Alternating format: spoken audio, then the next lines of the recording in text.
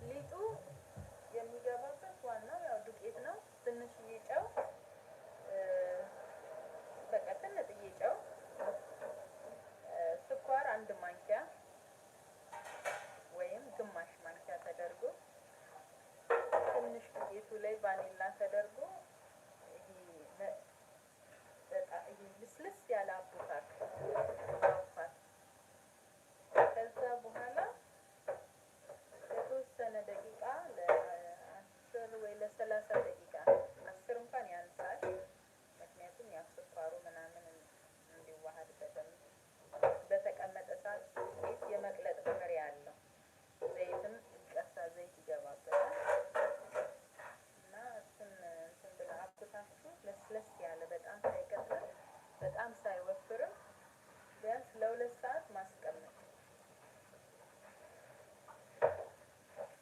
ከዛ በኋላ መዳመጥ ነው በስሱ፣ በጣም በስሱ መዳመጥ። እሱ ደግሞ የተዳመጠው ደግሞ ንፋስ ማግኘት አለበት በስሱ ማለት ነው። በጣም ሳይደርቅም የሆነ